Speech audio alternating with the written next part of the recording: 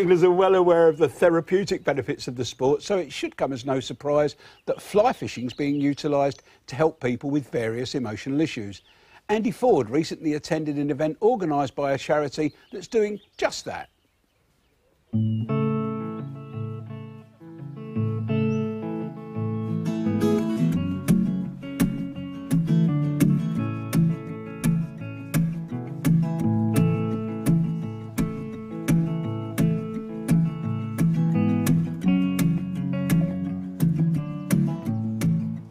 The sun's shining here at Meon Springs Fishery in Hampshire. It's a glorious day and we're here for a very special occasion indeed. Fishing is one of those sports that simply unites everybody in pursuit of a good cause. And you don't get many better causes than fishing for heroes.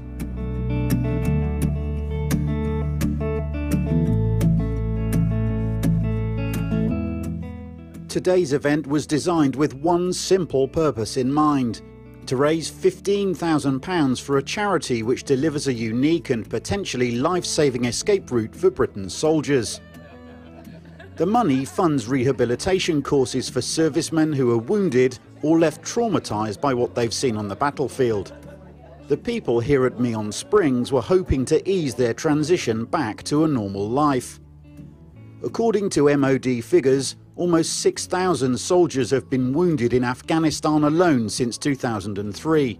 Many have physical injuries. Others are crushed by mental problems caused by post-traumatic stress disorder, or PTSD. So who looks after them?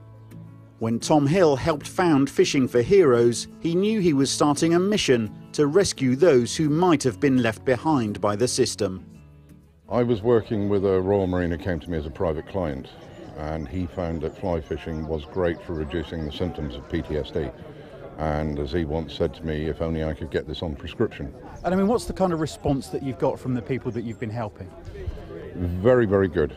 Nearly 95% of the people who've come down and on the courses now actually fly fish, because they find it keeps them occupied and it gives them time away from all the turmoil that's going on in their head.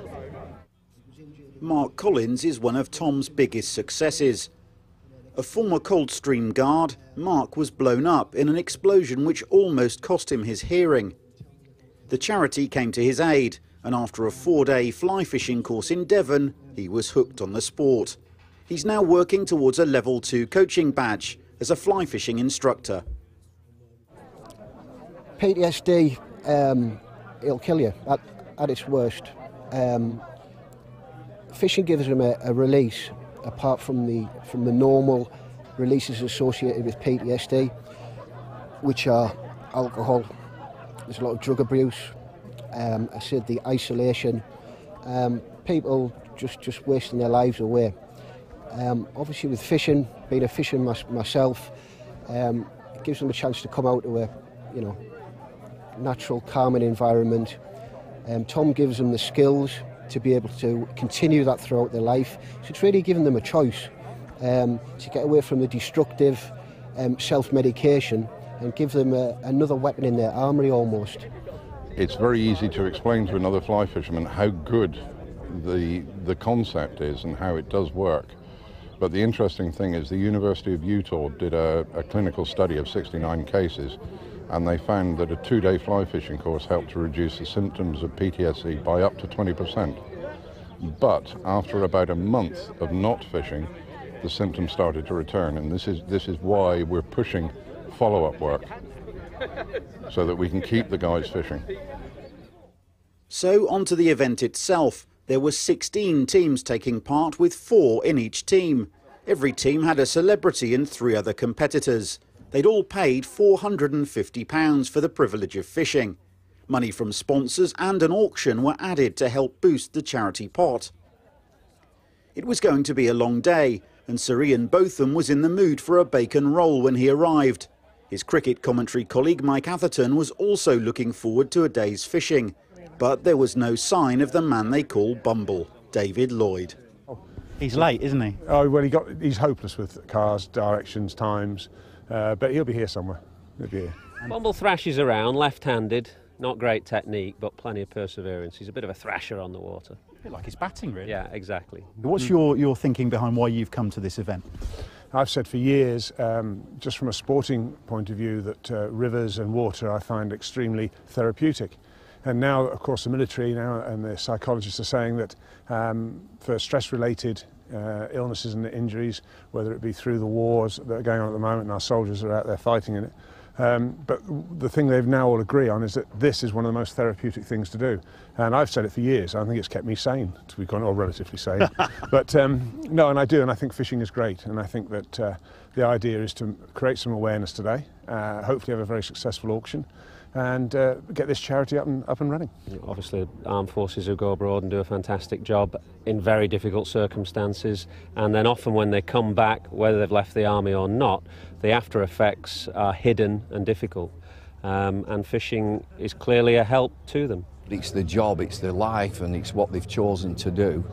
And when you see documentaries on TV, you can see that these guys are fearless. And they're looking after all of us, and you know, you tip your hat to them that when you can go along and do a bit of fishing, or talk about a bit of cricket, that's nothing compared to what these guys are going through. Celebrities like TV presenter Muriel Gray were also involved.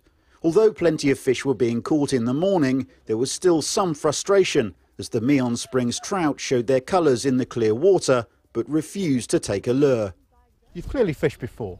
Yes, I do, but I'm not much of a fishery woman. I'm a Highland fisher, so I love fishing for wild brownies and salmon and sea trout and what have you. So this is like fishing in the London aquarium, because normally you can't see the fish in a big peaty brown loch, and so you have to rely on a dry fly. But here you can just see these guys going like that. Hello, it's weird. A little bit about the cause today. Fantastic cause that we're here to support. Just tell us the reasons for you being here, really. People don't realise how forgotten some of these people are that are serving our country and everything. They're struggling with, physical disabilities, even just trying to get back into, normal life. So the work that this charity does is absolutely wonderful. And using fishing to rehabilitate people, fascinating. It's great because so my son's here because he's a great fisherman as well, and it's a very contemplative. It's a chance to think about where you are and look and learn. You look at the insect life and you're outdoors all day. It's a brilliant thing, and also crucially for a lot of people who've been wounded or maimed, they can still fish. You can still fish with some really major disabilities, and I think that's fantastic.